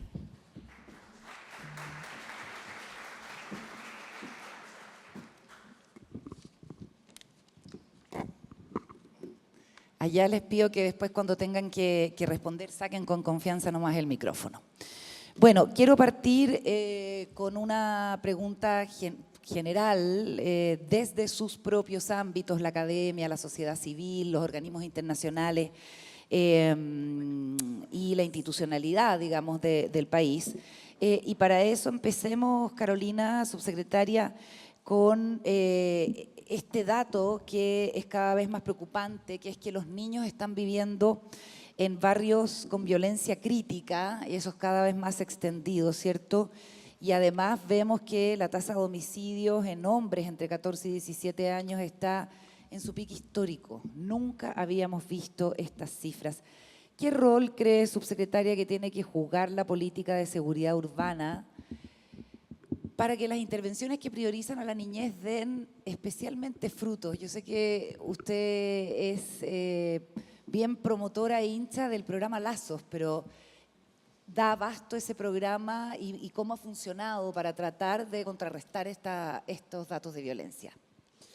Bueno, en primer lugar, muchas gracias por la invitación y la posibilidad de poder participar de este panel. Creo que me quedaría con todas las reflexiones finales y desafíos porque nos involucra a todos, desde lo público, lo privado, la articulación de las distintas instituciones. Y creo que lo primero es que el Ministerio de Seguridad es una tremenda oportunidad, que hay que tomarla como una oportunidad de articulación en varios sentidos. El primero es información basada en evidencia, que es lo que quiero destacar del estudio y de la posibilidad en el fondo de ir analizando datos y con esos datos tomar buenas decisiones, porque muchas veces se toman decisiones en base a percepciones solamente o a algo que alguien cree que pudiese ser importante y la verdad es que hoy día lo que necesitamos son tener mejores datos para tomar buenas decisiones. ¿Y por qué parto por ahí de tu pregunta, Carola? Porque justamente lo que hemos visto en este tiempo es que las intervenciones que tenemos que desarrollar y el desafío en virtud de estos datos que están acá no son intervenciones solamente globales o universales, sino que tenemos que ver que tenemos que ir a abordar intervenciones, no sé si la palabra es focalizadas, pero sí dirigidas a determinados barrios, espacios, entornos, lugares donde se desarrollan nuestros niños y niñas. Cuando vemos la cifra de homicidios y por supuesto que nos ocupa y nos preocupa respecto de no solo de adolescentes, sino que además de hombres, no estamos hablando de niños que mueren de todos los barrios o de todos los lugares de nuestra ciudad. Estamos hablando de barrios muy determinados, ni siquiera comunas, porque hablamos de barrios en particular y por lo tanto entonces el trabajo que tenemos que desarrollar en esos casos no es necesariamente un trabajo que está vinculado a una política universal para enfrentar los homicidios, sino que está mucho más vinculado a razones estructurales, como se señalaba acá, de pobreza, de entorno, de relaciones humanas que tienen estos niños en relación a los lugares donde se desarrollan y se desenvuelven, etc. Por eso que el programa Lazos, que a propósito de la pregunta, es un programa que no solo soy hincha, sino que además muy promotora, por supuesto que es un programa que está hoy día solo en 73 comunas. Y entonces uno dice, bueno, ¿cómo lo ampliamos? El compromiso del presidente Boric es ampliarlo a 90. Pero nuestro país tiene 345. Todo esto tiene que ver con las posibilidades también presupuestarias. El programa Lazos lo que invierte principalmente es en profesionales, es recursos humanos, que es probablemente lo más costoso de cualquier programa, obviamente, que también tiene sus dificultades como política de Estado hoy día. Y por lo mismo es que creo que sí podemos decir que donde el programa ha intervenido, ha tenido resultados. Y eso creo que es un gran indicador. Así también, donde el programa ha llegado y no ha logrado intervenir, es decir, donde ha logrado detectar situaciones de riesgo, pero por las razones estructurales de este programa no ha podido intervenir a esos niños o niñas que se han visto involucrados en temas delictuales o de riesgo, son casos de fracaso. O sea, la mayoría, por ejemplo, de los casos que nosotros pudimos visibilizar de homicidio son niños o niñas que intentaron ser intervenidos por el programa y no lo pudieron ser, porque el programa tiene una característica y un requisito fundamental, que es que haya un adulto responsable y la voluntariedad. Entonces, cuando en la familia no existe esa preocupación y no se quiere que se intervenga, no se puede intervenir. Entonces, bueno, tenemos que buscar otros programas, no es que no solo Lazos, tenemos que decir, bueno, entonces si no pudo intervenir Lazos, ¿cuál otro? ¿El Estado cómo va a intervenir? Y en ese sentido es el desafío, o sea, existe tenemos la evidencia de que el programa funciona, pero también tenemos la evidencia de que hay lugares donde no hemos podido intervenir y de que claramente son los casos de fracaso. Y por último, en ese sentido, quiero destacar algo que es bien importante, que se visibiliza poco, pero que el programa Lazos también tiene dos componentes, digamos, son 4 componentes de Lazos y hay 2 que son muy importantes, que es el de parentalidad. Se visibiliza poco en nuestro país, pero a propósito del tema de cómo mejorar el reporte, pero también cómo mejorar la capacidad de acción de las propias familias, el tema de promover, generar, desarrollar herramientas de parentalidad es indispensable en nuestra sociedad, entendiendo que muchas de las razones que son estructurales, pobreza, barrio, etcétera, también generan en estas intervenciones la posibilidad de que las familias tengan herramientas para, o sea, por ejemplo, en el caso de la violencia, muchas veces son patrones culturales que se de una generación a otra. Yo soy tu papá, yo soy tu mamá, yo puedo hacer lo que quiera, yo te puedo castigar de la manera. Esos son patrones culturales que se transmiten familiarmente, por ejemplo. Entonces, cuando alguien viene y te dice, oye, esto no se resuelve de esta manera, ¿no? Uno pareciera como que está irrumpiendo en algo que es al interior de la familia, y la verdad es que no, que esto no está dentro de la familia, está afuera. Y eso, por último, tiene que ver con los espacios de protección, el colegio. Entonces, creo que hay un desafío ahí, tenemos buenas experiencias, pero claramente estos datos nos muestran de que tenemos que llegar más allá y articular de mejor manera, no solo la oferta pública, también privada en este ámbito. Gracias, subsecretaria. Violet, me gustaría seguir contigo y preguntarte o pedirte más bien una reflexión respecto de la violencia hacia los niños, las niñas y los adolescentes en nuestro país, que si bien, como dice la subsecretaria, es mucho más grave y más cruda en sectores más pobres, más carentes, más vulnerables, es transversal. O sea, vimos que en los colegios públicos hay más violencia que en los colegios privados, pero igual es un porcentaje significativo en los colegios de cualquier dependencia. Y sobre todo comparando con otros países, porque me imagino que tienes también la posibilidad de comparar. ¿Qué hace que una sociedad sea más violenta con sus niños, como aparentemente es la nuestra, ¿no? No, primero, para felicitar en este informe, me parece eso es muy importante, para visibilizar los que no son visibles. Entonces, eso es muy importante que estamos hablando de estas cifras y que nosotros tenemos estas cifras. Estamos trabajando muchos años con el Estado para entrar algunas preguntas como estos en entrevistas y encuestas de público también. Entonces, es muy bien que nosotros tenemos esas cifras y estamos hablando de eso. Eso es número uno. Me parece hay un proverbio africano. Necesito una comunidad para crear un niño. Y me parece, ese es el tema aquí. Porque violencia hacen violencia, ¿no? Cuando tú ejercitas violencia a niños muy pequeños, crecen en la cultura de esto, en su lugar, en su casa, en la escuela, en la comunidad. Y cuando tú veas las cifras, cuando están adolescentes, todas las violencias están en esa etapa de edad. Y me parece, ese es el problema un poco aquí, que hay una cultura aquí que tú puedes ver un niño, pero no escuchar. ¿No? El tema de escuchar a niños, que ella tiene derechos también, el sujeto de derechos, me parece es muy importante. Y la violencia está cambiando. Entonces, la cultura necesita de cambiar también. Las normas sociales necesitan de cambiar y las oportunidades y para dar un desarrollo justo y en igualdad. Ese también es un tema que tú no puedes ver muy bien aquí. No solamente niñas, adolescentes, pero también las regiones, las comunidades son diferentes. Es un poco el tema también. La violencia más grave son en las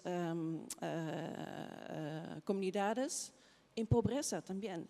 Hay pobreza, esa desigualdad todavía está. Entonces, hay una cultura general que cuando tú ves de afuera, tú no tienes este sentido de Chile, en realidad. Cuando tú entras, tú entiendes un poco más, pero hay una cultura y dentro de esta cultura también cruzan esta desigualdad y también edad y también los niños, si hay niños o como adolescentes. Entonces, me parece hay muchas cosas para hacer. Intersectorialidad es muy importante. Y también dar a los adolescentes que tienen muchas veces nosotros sabemos cómo funciona a niña, niño, ¿no? Pero cuando se crecen más, como están adolescentes y como adulta, cada adolescencia tiene su propio tiempo, propios desafíos. Mi desafío como adolescencia fue muy diferente como hoy. Entonces, para entender su vida ahora es muy difícil, es porque necesitamos de escuchar sus desafíos, especialmente en un tiempo con mucha más violencia. Cómo ellas pueden tener habilidades para estar en esos temas, para su vida, para encontrar una otra manera, algo positivo, porque en la Miranda ahora es un poco negativo. Hay alerta, me parece, aquí ahora. Entonces, necesita dar alternativas, oportunidades diferentes y también que los padres y profesores tienen habilidades para hacer cosas diferentes. Que ellos escuchan, tienen oportunidades para dar oportunidades diferentes a los niños. Muchas gracias, Violet. Anuar, ¿estás de acuerdo con que hay una cosa cultural en la relación de los adultos con los adolescentes en Chile y los niños, quizás demasiado autoritaria y de no escucharlos? ¿Crees que pasa por ahí? ¿Cuál es tu visión? Bueno, muy buenos días a todos y todas. En primer lugar, quiero agradecer el esfuerzo que ha hecho el Centro de Estudios de Justicia y Sociedad y el Observatorio de Colunga. Para nosotros, como Defensoría de la Niñez, es muy importante el desarrollo de estos estudios, porque ya hace tiempo que no teníamos un estudio que además también tuviera una extensión temporal de cobertura tan importante como son 10 años. Y eso es sin duda valorable para todos quienes tenemos un mandato en esta materia, y además también nos otorga tranquilidad desde el punto de vista de la utilización de los datos y del levantamiento de la información, porque de una u otra forma, estando el sello de estas instituciones y además también de las investigadoras, ¿verdad?, que están detrás de este trabajo, sin lugar a dudas es un insumo que para todos y todas quienes estamos acá nos otorga un marco referencial que sigue siendo preocupante. Y ahí me quiero precisamente tomar la reflexión a propósito de tu pregunta, Carolina. Yo concuerdo en primer lugar con lo que señala la representante de UNICEF, que también tiene que ver un poco con tu pregunta y que también se grafica muy bien en el estudio. Si uno mira el estudio y mira más allá de los datos que nos presentaron, ¿verdad?, la Fran o Paloma, una de las cosas más destacables en el estudio tiene que ver con dos cosas. Lo primero es que el estudio se levanta, aparte de temas que tienen que ver con fuentes secundarias, fuentes oficiales, se levanta también a propósito de las mismas percepciones que tienen niños, niñas y adolescentes. Se levanta la opinión de niños y niñas. Lo segundo es que además también no solamente se mide el impacto de la violencia como una afección a la integridad personal, física y psíquica de niños, niñas y adolescentes, sino que también mide impactos en el ejercicio de otros derechos, es decir, cómo determinadas formas de violencia afectan, por ejemplo, el desarrollo y la garantía del derecho a la educación, la salud o la atención o la protección social en general. Entonces, cuando uno se da cuenta de los efectos de los que da cuenta en los resultados del estudio, uno indudablemente empieza a generar la reflexión respecto de por qué estamos así. Cuando en el último dato a propósito de los temas de maltrato se decía, bueno, si nos comparamos entre el 2014 y el 2024, hay una leve mejoría porque han bajado los casos y era en el orden como de 100 casos menos.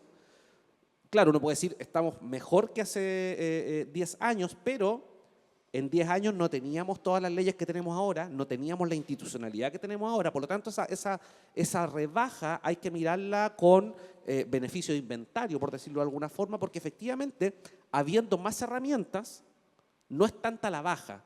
¿Qué quiere decir eso? Que pese a las reformas legales, a las reformas institucionales, al trabajo que realiza el gobierno, que realiza el mundo académico, que realizan los organismos internacionales, los organismos autónomos, pese a eso, la violencia sigue mostrando cifras que son preocupantes. Y si la solución a esta situación no la encontramos en la institucionalidad o en la normativa que se ha ido promulgando y que ahora está vigente, lo único que viene a entregarnos como conclusión toda esta situación es que efectivamente seguimos teniendo un problema de legitimación de ciertas formas que histórica y estructuralmente la sociedad ha ido aceptando como violencia. Tenemos también ciertos temas asociados a la legitimidad respecto de las propias percepciones de niños, niñas y adolescentes, y sin lugar a dudas también tenemos un cambio cultural que dice relación con cómo entregamos herramientas para solucionar el problema de la violencia. El estudio es claro al indicar, mire, acá efectivamente tenemos desafíos que están vinculados a generar y mejorar la forma en que se hace justicia en los temas de violencia. Tenemos un desafío importante para seguir avanzando en leyes que permitan abordar de manera preventiva, pertinente, coherente y con sentido de urgencia la violencia. Pero dice, esos componentes por sí solos no solucionan el problema real. Es decir, acá tenemos que tener una mirada mucho más omnicomprensiva del fenómeno, y para poder justamente tener una mirada omnicomprensiva del fenómeno es evidente generar un cambio que permita no aceptar y no legitimar ciertas formas de conductas que históricamente han estado arraigadas como pautas de crianza, como mecanismos de desarrollo y en definitiva como una forma, de una u otra forma tóxica, de relacionarnos con niños, niñas y adolescentes. Y eso no es solamente un mandato para las familias. Nuevamente, vuelvo al contenido del estudio. El estudio no se enfoca solamente en las obligaciones que tienen las familias o cómo abordar adecuadamente el fenómeno de la violencia con el trabajo en lo privado, en lo familiar. Acá también tiene que haber un cambio cultural respecto a cómo las instituciones del Estado entienden la violencia. El caso más claro es el caso del maltrato relevante. ¿Por qué? Porque son los jueces y juezas quienes tienen que determinar discrecionalmente la relevancia del maltrato, sin contar con elementos objetivos. Entonces, si hay un juez que no tiene sensibilidad, no tiene herramientas, si no tiene una formación en materia de derechos humanos o en materia de derechos de niños, niñas y adolescentes, la posibilidad de no considerar que una forma de maltrato es relevante puede subir de manera exacerbada, y eso evidentemente le otorga discrecionalidad al que toma la decisión respecto a cómo califica una forma de violencia contra niños, niñas y adolescentes. Entonces, ese cambio cultural no radica solamente en el contexto privado, en lo familiar, sino que también en cómo la institucionalidad pública entiende que hay que dejar de legitimar ciertas formas que históricamente han estado aceptadas por la sociedad. Y ese es el llamado en general, a mirar este cambio cultural, no solamente como el mandato que tenemos la comunidad, sino que como las instituciones del Estado también se toman en serio este problema. Bueno, y otro de los datos del informe es que la violencia psicológica en el hogar subió 10 puntos desde el 2017. Y quisiera preguntarte, Carlos, que tú trabajas en el Hogar de Cristo desde la sociedad civil, además que trabaja con familias vulnerables, ¿cómo crees que se puede otorgar apoyos concretos para revertir lo que dice Anuar, ¿no? Que el castigo violento sea una cosa normal, cotidiana? Sí, también primero, hola, buenos días, me quiero sumar a las felicitaciones y al reconocimiento del enorme trabajo y esfuerzo que han hecho tanto el Observatorio de la Niñez como el Centro de Estudios de Justicia y Sociedad. Es un informe contundente, ya lo decía el profesor Valenzuela, y bueno, tuvimos la oportunidad todos de leerlo, y la verdad es que de alguna manera, a pesar de que sabemos que la violencia está presente, la violencia en la infancia está presente en nuestra sociedad, no deja de dejarte tumbado el informe. A mí por lo menos me generó entre una sensación de indignación, una vez más, y por otro lado también como de cómo estamos en esta situación, ¿no? Bueno, ustedes ya lo han ido señalando a propósito de las causas de la violencia más estructurales. Igual felicito también que el informe venga con un esfuerzo de propuestas, ¿no? Hay una hipótesis o hay varias hipótesis de finalmente por qué sucede lo que sucede, así que la verdad es que hay mucho por hacer. Efectivamente, Carolina, nosotros yo creo que desde la mirada de la sociedad civil, particularmente el trabajo que hacemos en el Hogar de Cristo, yo me quiero quedar primero con los factores más estructurales que son nombrados dentro del informe, ¿no? Ya lo dice justamente un informe que sacamos en conjunto con Fundación Colunga, con UNICEF y otras instituciones. Nacer y crecer en pobreza, probablemente una de las mayores vulneraciones a los derechos humanos de niños, niñas y adolescentes. Lo dice el informe, hay otros informes que van en esa línea. ¿Cómo impacta finalmente el contexto social donde se nace y se crece para las posibilidades futuras de todos estos niños y niñas? Así que para nosotros lo fundamental primero es cómo podemos abordar, entendiendo que esto es multicausal, hay trabajo y responsabilidades compartidas en todos los actores sociales, cómo desde la sociedad, por un lado, podemos abordar estos factores estructurales pensando fundamentalmente en algo que ya venía en las recomendaciones. Ahí yo me sumo plenamente, no pensando en este ingreso mínimo ético para las familias, para que puedan efectivamente, todas las familias que tienen a su cuidado un niño o una niña, cumplir con estos pisos mínimos. Eso definitivamente creemos que es fundamental. Hace poco, creo que estaba la subsecretaria en el lanzamiento del informe Juventud y Bienestar, que se hizo hace algunas semanas atrás. Lo quiero nombrar porque aquí viene como la contracara de la violencia, ¿no? Es interesante porque este informe entrevistaba o encuestaba a 135.000 adolescentes de segundo medio, una enormidad de la muestra. Y yo también quedé abrumado porque 41% de estos adolescentes pensaban que no eran buenos en algo. O un 33% sentían que son un fracaso, o incluso un 10% se sentía sin esperanza en el futuro. Entonces, por un lado está la violencia, pero por otro lado está cómo fomentamos una sociedad del buen trato, una sociedad del cuidado, donde los vínculos, el reconocimiento del otro como legítimo otro finalmente esté presente, ¿no? Entonces, creemos ahí que hay también que mirar respecto a este punto como las políticas públicas y como, lo decía Anuar, como finalmente la institucionalidad, el Estado lo tiene incorporado también esto del buen trato, ¿no?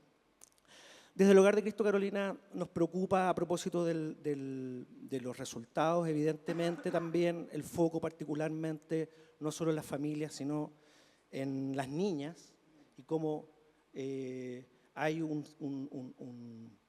yo diría, un impacto mucho mayor de la violencia en general en las niñas. Y ahí en particular, y creo que el informe en eso también lo señala, y creo que hay una invitación a estos grupos de estudio y la mirada hacia adelante de cómo ir generando mayor data, particularmente en todo lo que es la violencia sexual y la explotación sexual. Piensa que el último estudio serio que caracteriza y que finalmente en orden de magnitud es del año 2004. Así que yo creo que ahí también hay un desafío que tenemos que abordar y creo que ahí el llamado para seguir adelante, ¿no?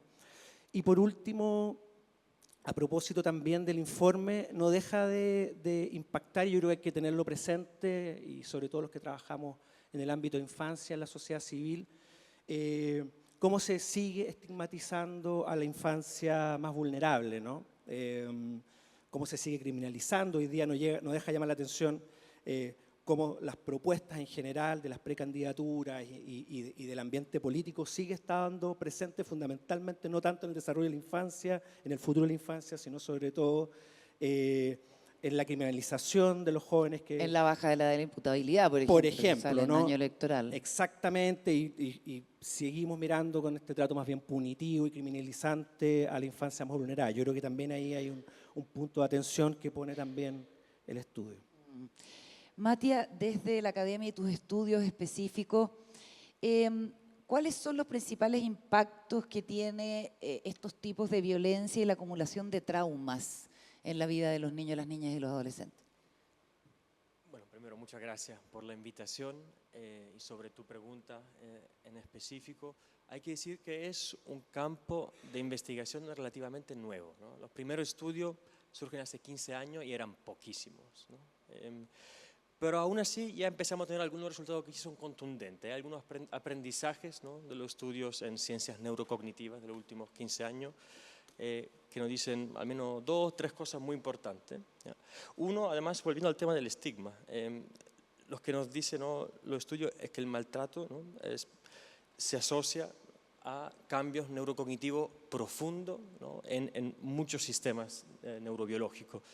Percepción de amenaza, regulación emocional, memoria autobiográfica, aprendizaje, ¿no?, basado en elementos positivos, etc. Y esos cambios aumentan de mucho el riesgo de padecer un montón de problemas en salud mental, ¿no?, eso principalmente y no solamente.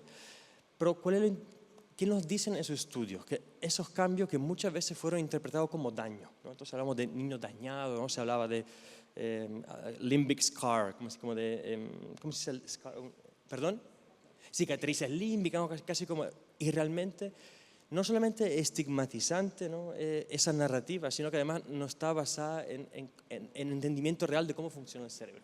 Cuando un niño está expuesto a un ambiente que es altamente hostil, especie atípico, donde tiene que enfrentar castigos, daños que son mucho más severos que en otros niños, mucho más impredecibles, obvio que el cerebro tiene que tratar de maximizar las probabilidades de supervivencia en un ambiente que, digo una vez más, especie atípico. Por ejemplo, hay estudios muy recientes, no tan recientes, de los primeros, 2011, 2012, que muestran que después de exposición a abuso físico, por ejemplo, los niños muestran alteraciones en activación en ínsula anterior, amígdala, todo un circuito en respuesta a la amenaza, que el mismo que vemos en soldados después que vuelven de la guerra, ¿no? Entonces son adaptaciones que tienen sentido en cierto ambiente, que pueden hasta proveer, ¿no?, ser rápido en detectar amenaza, por ejemplo, puede ser útil en cierto ambiente. El problema, ¿cuál es?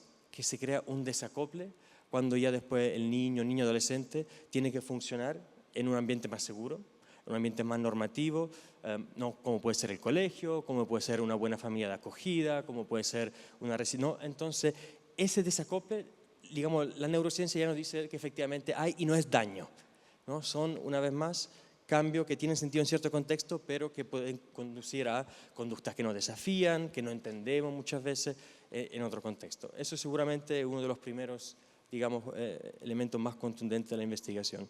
El segundo, diría yo, es que esos cambios neurobiológicos ocurren antes, mucho antes, muchas veces, de que aparezcan problemas de salud mental francos, ¿no?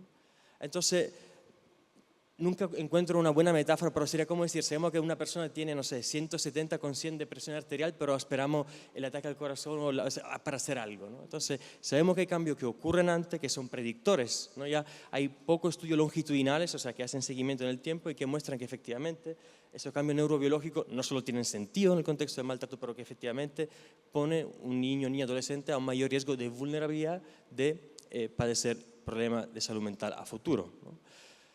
Entonces ahí, ¿qué nos está diciendo realmente, ¿no?, la evidencia científica más reciente al respecto? Es que no solo que hay que hacer mucha intervención y prevención primaria, o sea, evitar que el maltrato ocurra en primer lugar, pero que en ese sentido Chile no está solo. O sea, casi todos los países le ha costado muchísimo bajar las tasas, digamos, de maltrato, ¿no? No es algo solo culturalmente y específico a la idiosincrasia chilena, ¿no?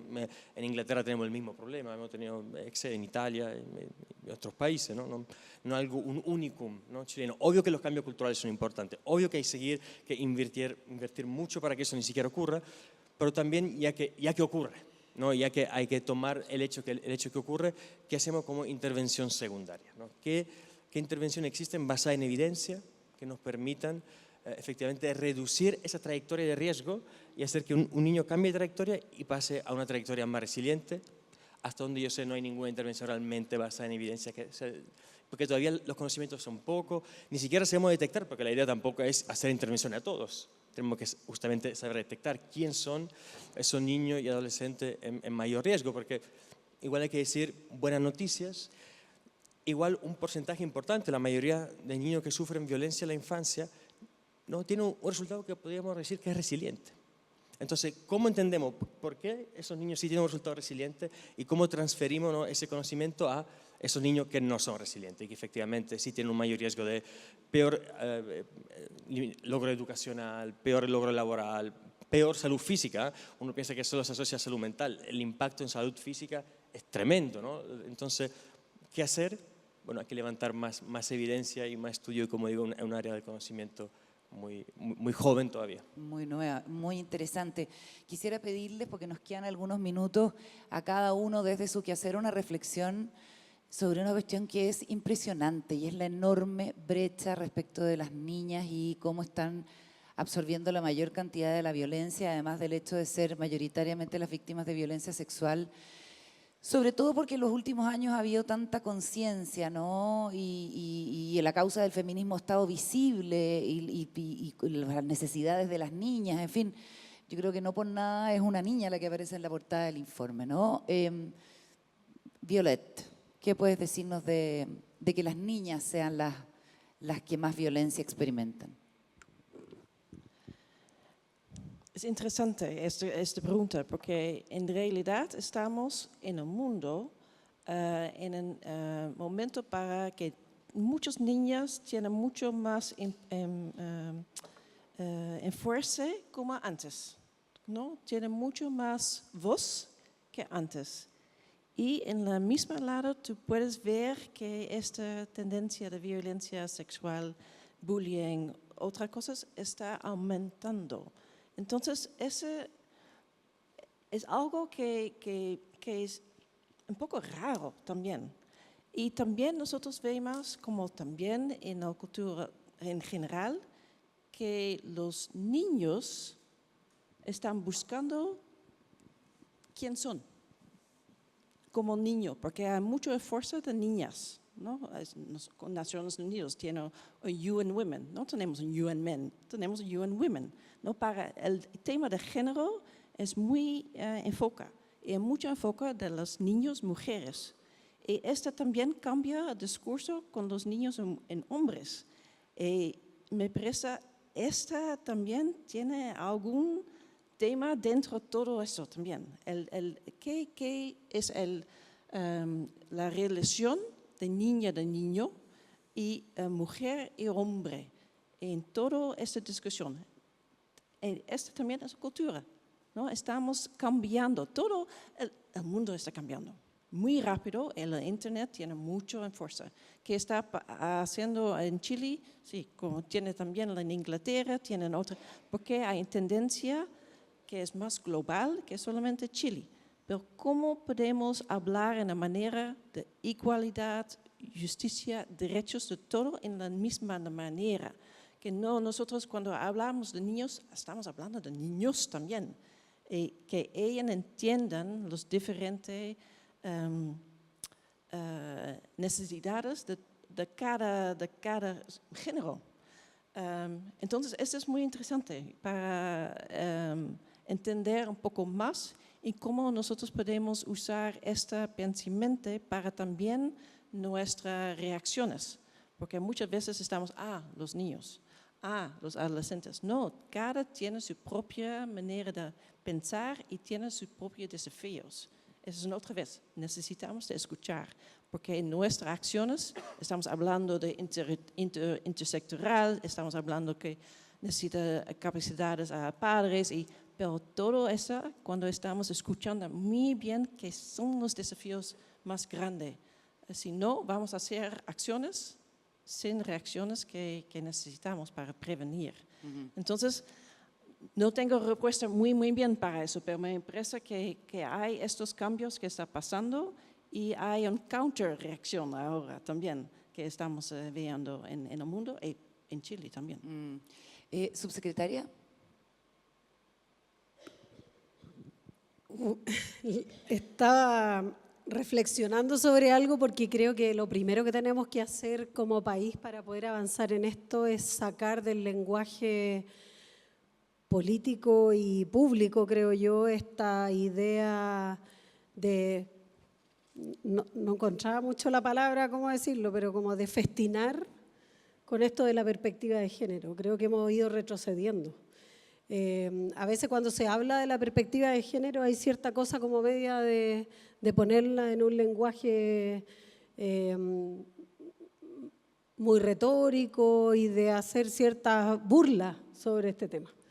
Y creo que no nos podemos permitir retroceder. costó mucho avanzar en instalar que la perspectiva de género es un componente fundamental de la política pública. Y yo creo que tenemos que tener cuidado en no retroceder en ese punto. Y por supuesto también, frente a lo mismo y al desafío de aquello, es que la perspectiva de género en la política pública tiene que tener un espacio de discusión y de intervención muy real y concreta.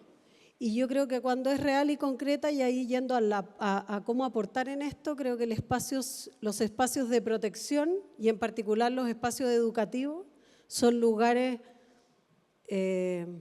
protagónicos de este avance. O sea, si queremos avanzar, tenemos que darle un espacio prioritario a los espacios educativos como lugares de protección y de poder transmitir a las niñas en particular, pero también a los niños, el tema de la perspectiva de género y la forma de enfrentar la violencia de género como algo de la sociedad. O sea, el espacio educativo es, por esencia, el mejor espacio para desarrollar políticas, programas. Yo recuerdo, cuando yo era alcaldesa, haber desarrollado un programa para erradicar la violencia en el pololeo, y donde alumnas y alumnos de los colegios les pareció una gran oportunidad de desarrollo de los centros de alumnos, de los centros de estudiantes.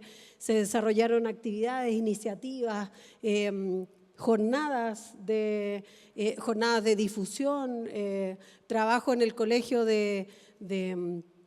con los cursos, etcétera, y uno genera un movimiento, una forma de activar a la comunidad sobre una discusión, sobre algo, y que se instala como un tema, y lo pongo como ejemplo porque es una activación. Uno genera en los espacios educativos, puede generar activaciones de discusión, de diálogo con los padres, con los niños, con los profesores, con los funcionarios de las escuelas, etcétera. Por lo tanto, la educación creo que es un espacio, y eso se replica también para los espacios educativos, ya no solo de la escuela, sino que universitarios, institutos, etcétera. O sea, no estamos hablando solo ya de niños, porque muchos de estos temas después, obviamente, se proyectan en la vida completa de las personas. O sea, niñas que han sido víctimas después son estudiantes, son madres, y por lo tanto esto no solo tiene que ver con la prevención, sino que también cómo nos proyectamos después como madres frente a nuestras propias hijas en espacios de violencia. Yo creo que ahí hay un espacio fundamental que hay que fortalecer, trabajar y por supuesto no retroceder en fortalecer el trabajo en el desarrollo de la perspectiva de género en todos los espacios. Anuar, sobre lo mismo. A ver, yo creo que el tema es muy complejo.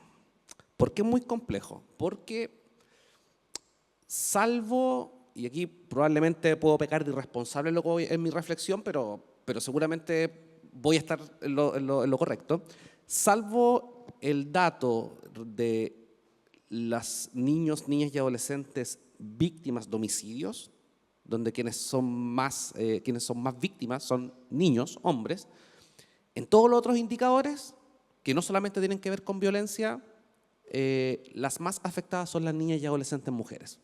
No solamente en materia de violencia sexual, no solamente en materia de explotación, no solamente en materia de discriminación, sino que también en pobreza, sino que también, por ejemplo, y aquí quiero escapar de cualquier consideración moral, ética o religiosa, por ejemplo, el acceso de niñas menores de 13 años víctimas de violación a la interrupción voluntaria del embarazo. Entonces tenemos un problema donde efectivamente uno visualiza adolescentes privadas de libertad, a propósito de la directora del servicio, la dice docente,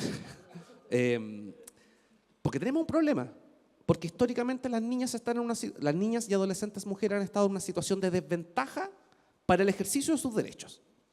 Entonces, uno de los principales errores que se comete cuando uno quiere equiparar la cancha desde el punto de vista del principio de la igualdad es abordar esta desigualdad histórica desde el problema.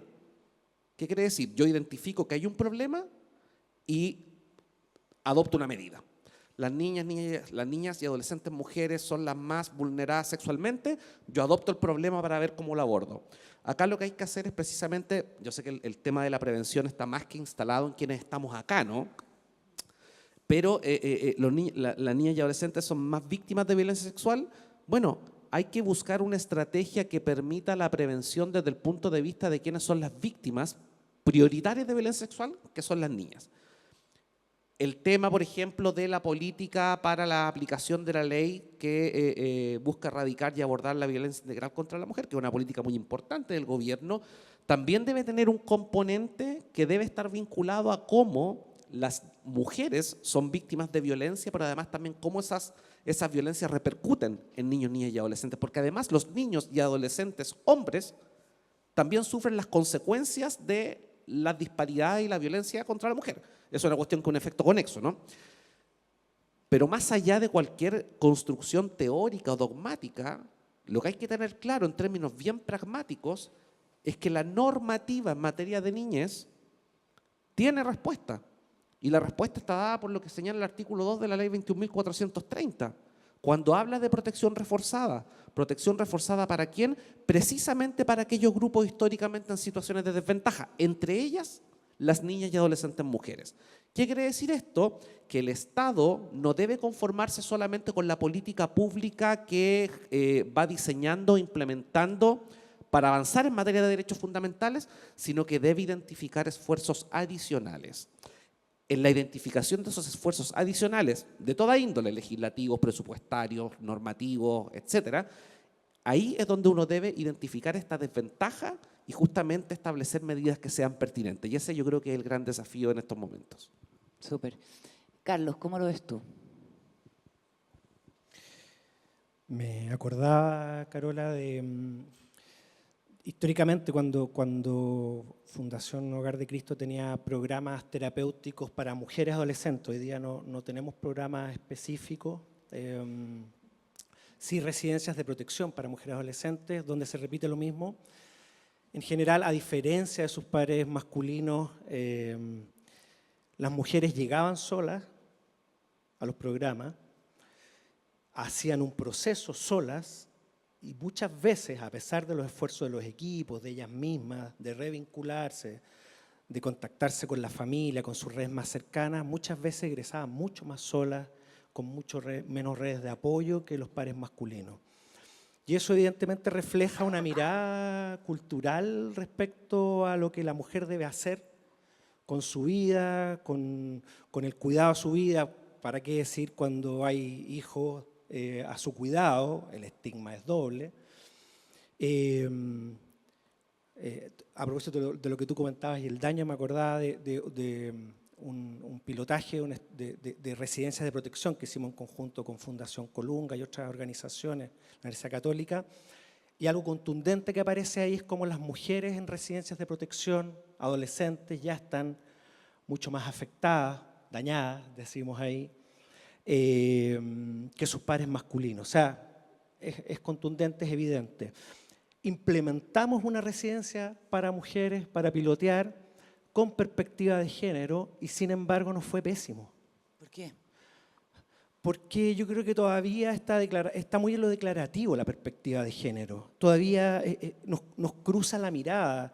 Tiene que ver finalmente cómo estamos entendiendo, y yo creo que nos hacemos cargo los equipos, los que estuvimos a cargo del diseño, los equipos implementadores. Yo creo que esos programas no tuvieron la sensibilidad que se requiere. Bueno, hicimos harto después, como para avanzar en eso, y tiene que ver básicamente un poco lo que han comentado ustedes, ¿no? Con formación constante, con derechos reforzados, hay garantías reforzadas para la protección, pero además hay un entorno que todavía yo creo que esto no ni siquiera, o sea, más allá de lo declarativo, le pasa por delante, ¿no? O sea, los informes tanto de la Defensoría como de otras organizaciones lo han demostrado a propósito de violencia sexual, de explotación sexual comercial, ¿no? O sea, todavía hay una demora enorme en la incorporación de mujeres víctimas a los programas de protección, por ejemplo. O sea, listas de espera, no hay programas especializados, escasa oferta. Y para qué decir, como todo lo que tiene que ver con la coordinación interinstitucional a propósito de la mesa, específicamente de la mesa para la explotación, y el cuarto marco, que están todavía muy en pañales. Yo creo que ahí tenemos un desafío enorme, no lo estamos abordando de buena manera. ¿Y desde tu disciplina, Matías, la brecha? Desde mi disciplina, que claro, más que desde la intervención primaria y además de lo secundaria, yo creo que lo que falta mucho es levantar datos. Justo ayer en la noche postulamos unos fondos justamente para tener perspectiva de género en salud mental y en específico, ¿no?, uno de los working package en maltrato. Entonces, primero, levantar información. Tenemos muy poca información. Cuando yo le hablaba de cambio neurobiológico, neurocognitivo, si ya se sabe poco, cómo el género influye en eso, se sabe casi nada. Entonces, ni siquiera tenemos como la información básica para empezar como a hablar. Entonces, por ejemplo, ¿no?, yo creo que desde la ciencia neurocognitiva estamos sin duda al debe. Pero la otra área que estamos al debe y es más difícil aún, porque cambia, de verdad requiere cambiar como culturalmente, como uno hace investigación, es cómo aumentamos y damos voz y autonomía e involucramos en los procesos de investigación las niñas, adolescentes que han tenido vulneración de derechos. Todavía realmente las prácticas son pocas, uno puede a veces crear un panel, un focus group, pero realmente como que de verdad las niñas, adolescentes estén metidos en la toma de decisiones sobre qué se investiga y qué no, todavía falta mucho, ¿no? Y es difícil, digo desde mi perspectiva, como requiere mucho más esfuerzo, entonces uno simplemente sigue haciendo como siempre hace las cosas, pero yo creo que dar esa autonomía y esa voz es un elemento obviamente clave. Y solo para concluir, igual creo que desde lo superestructural, no es mi área de experticia, pero obviamente siempre los grupos de personas en las sociedades que tienen menos poder son obviamente las que más se le abusa, ¿no?, de poder, ¿no? Entonces, la intersección entre obviamente mujer, en Chile obviamente población migrante, población pueblo originario, ¿no?, todo ese tema de intersección, verlo y entender cómo damos poder, cómo damos autonomía, yo creo que ahí está un poco la gran pregunta y la respuesta.